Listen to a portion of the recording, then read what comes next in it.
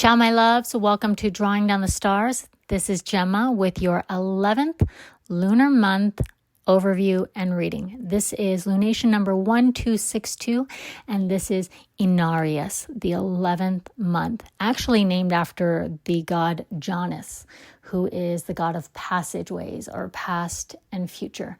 You can commonly see Janus as a two-headed male figure, like a two-headed Jupiter. And before we dive into this monthly overview, there are a few key things I want to point out. First off, as mentioned before, if you follow me, in the description box below, you will find a link to the Notion page. This Notion page is solely for you. It is a free page where I put together all of this information, all of these resources. You can find the exact placement of the new moon and the full moon. The charts are included. I've also included key dates and herbs to work with, as well as the ancient ritual days, the lunar day and Gregorian day, and what those days represent. So you can better understand the qualities that are arising around us and within us. And lastly, there are a grouping of the moon throughout the month within the signs. All right, so always a free resource for you. It's my goal for you to just tune in and learn a little bit more about how everything is interconnected. So let's dive into lunation 1262.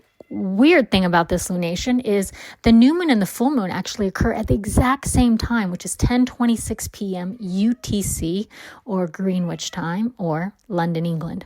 I can't say that from my memory. I can't remember any time that the new moon and the full moon occurred at the exact same time. But, nothing is an accident. So I guess we'll get to see how this unfolds. Let's dive in.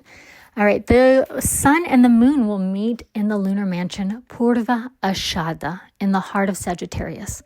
Purva Ashada is ruled by Venus.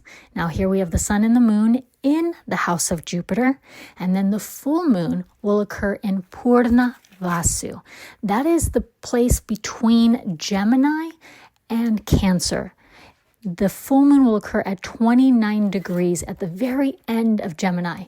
Now, the unique thing about this is Purnavasu, that lunar mansion, that star asterism, those groups of stars are ruled by Jupiter. So here we have the new moon in the Jupiterian placement within the sign, which is going to represent more of the manifested physical realm of how we are interacting in this realm.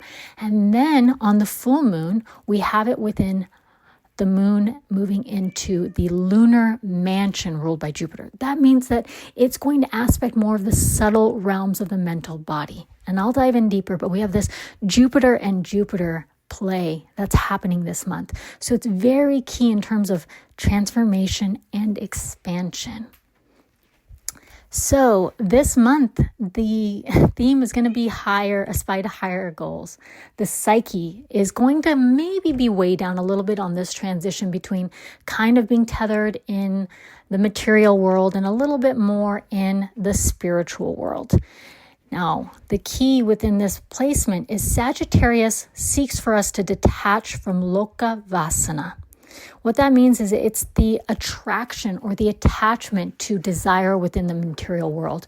So it's the very nature of our attraction to the outer world that will distort the truth. And so here, Sagittarius aims to remove us from this attachment to this desire materiality that distorts truth. Now remember, Sagittarius works in this detachment to actually redirect a higher nature. And this is so key in this 11th month. The 11th month is predicated primarily on, remember I said it's named after the god Janus. Not only past and future, but the passage. It's really going to indicate the passage from material into spiritual. It's a deeply healing and preparatory month. The nature of the detachment here, I want you to think about it as retraction.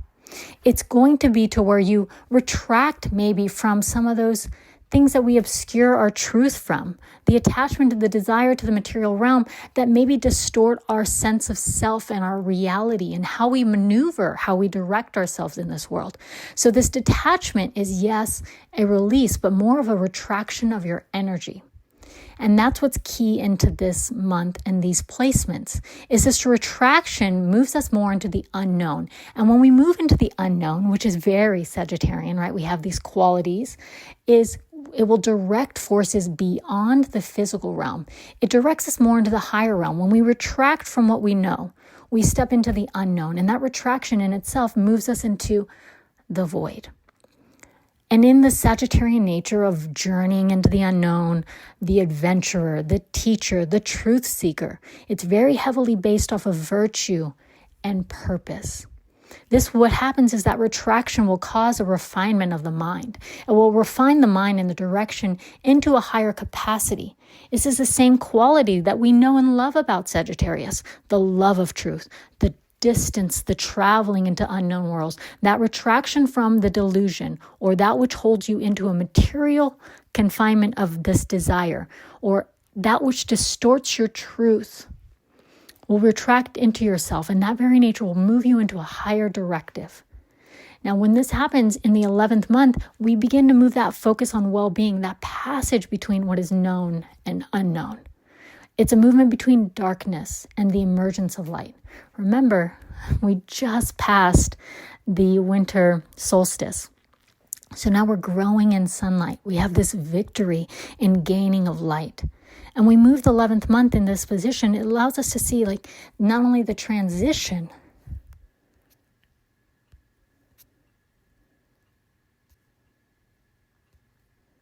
but the transformation. With the sun and the moon meeting in Purva Ashada, the lunar mansion, this indicates a heightening of sensitivities. This lunar mansion is ruled by the water goddess. And what I want you to understand about it in its placement in Sagittarius is it's where the sensitization into the finer forces or the more subtle aspects, the higher senses, not just your gross physical senses of touch, taste, see, and smell, but that not only intuition, but that sensibility. So in this position, we move into a new way of sensing, a new way of moving into higher senses, a new way of sensing ourselves in this world and sensing how things are shifting within the soul. It is a sensibility that moves beyond the material world. Now, this lunar mansion will bring us higher insights. It'll help us move and strive for a destiny because it's Sagittarius. But it will really, I cannot emphasize this enough, because of the position of where the moon is amongst the stars and where the full moon is on this lunation, that means that this lunation, this whole cycle of the moon is going to unfold how the psyche shifts itself through the soul. How that detachment, that retraction is going to raise the sensibilities within oneself, not only the psyche, but their sensing within the material world. Now, what happens then is we begin to move ourselves into a higher destiny. You start becoming deluded by those things around you or deluded by things that are supposed to fulfill you. And you start redirecting your arrow, redirecting your senses, redirecting into the unseen, the unknown, into finding a higher truth. And the mind will begin to move into higher aspirations. Some of you have maybe already gotten glimpses of this.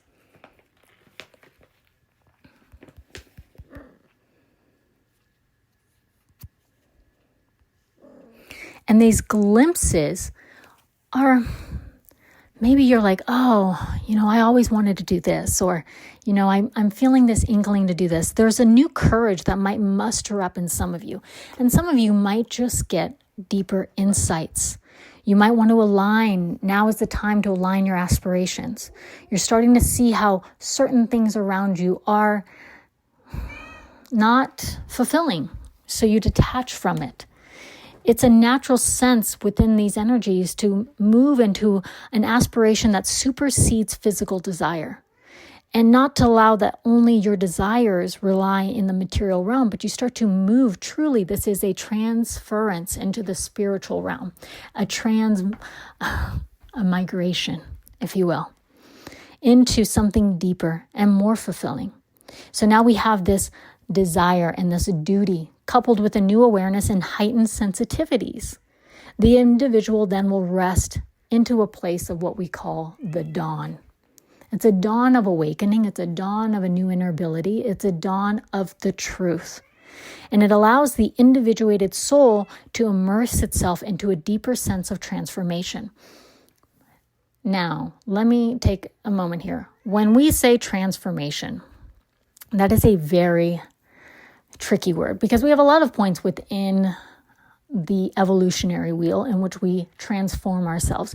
This is different. It is a transformation or a transmigration of that which tethered you in the material world to that which is awakening within you in the spiritual world. It is literally, as Sagittarius is represented, half animal, half man. Are you moving from the animal psyche of being ruled by your senses into a higher sensibility, moving into the divine? So this has an ability for us to immerse ourselves into a transformation. A lot of times transformation feels like it's earth shaking. Things are breaking open. That's not the case in this instance. This is a very subtle, kind of soft awakening, shifting that happens. And it will allow us a view of the universal that transforms the self. Or maybe that new directive is a connection to your spiritual. Now, spirituality sometimes becomes a loaded word for some of you, and that's okay. But that just means that which is not within the physical, tangible world, that intelligence that operates behind all things, is now beginning to push you more into your gut feeling, more in that courage, that trusting, that unseen, unknown. It's going to move us into a self-discovery without material affirmation, right? We're not using, for a lot of you won't be using the material mile markers anymore as significance into your own self-discovery or permission to your own self-discovery. It is a striving, a transmission to move into the space unknown. And that will allow us to draw higher talents and awareness into the self. Let me emphasize that again. The moment you retract your energy and you move into the unknown, you will start to awaken and bring to light the new hidden talents that have been latent within you this whole time. And that in and of itself is an activation of the spiritual nature. It will be an overcoming of conflict, okay, that tends to arise from differences. Let me just take a breather. This, for some, not for everybody, you will have 1 foot in one world, 1 foot in the other. This is so normal. That is a transformation because it's a difference between what I know, what I've done, how I've strived, how I've moved, how I've seen myself into, you know what, none of this matters. I'm going to kind of just go for what my gut tells me, or I feel this in my gut. This is what's aligning within me. This is what's awakening within me. You have a difference between the higher and the lower, and it's a push and pull. And that's totally normal to kind of go back and forth. It's completely normal. But know that you're in that transmigration. You're in that shifting from the higher to the lower mind, from the lower to the higher. Now, when Sagittarius occupies this 11th month, we will be endowed with immense healing. Of course, right? We also know Sagittarius in this point with Serpentis, within Sagittarius and between Scorpio is a greatly healing position. It's even marked in the calendar. On the first day, which was December 30th, we would honor Asclepius. Now, Asclepius is the Greek great healer. He carried a cautus. This is still the sign of the medical symbol of the 2 snakes intertwining over the staff. The myth goes that he was sent into the stars because he figured out how to resurrect the dead, how to heal beyond life and death. This is key in its symbolism, because not only is great healing shown in the rituals, because of placements of these stars, we're able really to tap into the wisdom. Remember, Jupiter rules this position. This position is going to be about the polarity of between the lower world and the higher world, and possessing the higher wisdom that allows you to move into that higher realm, to tap and touch into not only resurrection of the infinite, but to be one with the immortal. Let's think about that myth with Asclepius. He resurrects and heals the dead. The gods deemed him too powerful and put him amongst the stars. This position is an ability to heal yourself that is beyond time, that is not either in this world or the other, but it is one with the infinite. That is the wisdom and the intelligence that moves and operates all things. So if you can, harness this wisdom. Retract your energy, activate it through higher senses. We call this pratyahara in yoga. Literally, cut out the screen time, cut out the noise, cut all of your start to pull in your sensory stimuli, and you will work with these energies even more. Create a day of silence, of digital detox. This is key, because then you will start to transform the psyche that is starting to occur on the back end. It's going to create a path to spiritual pilgrimage. I cannot emphasize that enough. The more you work with these energies, the more a spiritual path is going to open up. It will allow you more prana, life force, vitality to pursue those things that are awakening within you. Because it is a new beginning and a new way of life that is emerging. This is going to awaken intelligence. And with inner change, the individual will move closer to perfection. This is the aim of truth. It's to direct you away from those things that are materially drawn and deluding and that are a lie, and direct you into the truth of yourself and your abilities and to your perfected self. The aim of truth.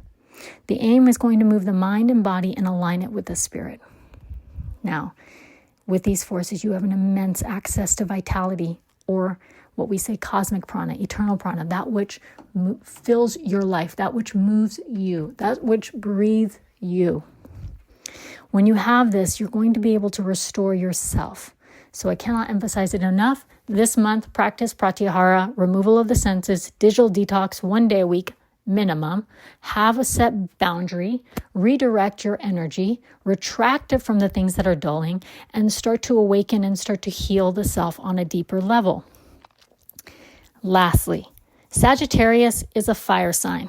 Okay, this is going to really work into tapas. Tapas means penance or discipline, doing the hard work that transforms the dull into the beautiful, right?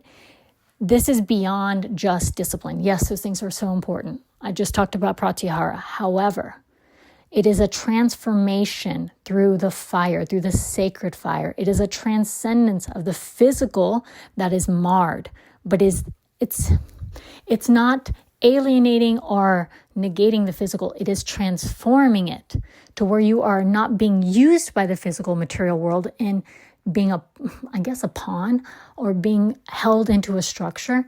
It is that you are using your physical aspects, your physical abilities to manifest the higher aspects within yourself. Discipline is key in this aspect because Sagittarius represents tapas, which is penance and discipline. But the reason that discipline is key in this aspect is because it will open up the doors to the secret knowledge. And what I mean by that is when you retract your energy, finer forces awaken. When you discipline yourself, what happens is you start to awaken a higher faculty of your mind. That in and of itself is the wisdom and the secret knowledge that not only transcends into a healing state, but it accesses the higher nature within you and around you. Lastly, Purva Ashada represents the spiritual environment in which the soul dwells.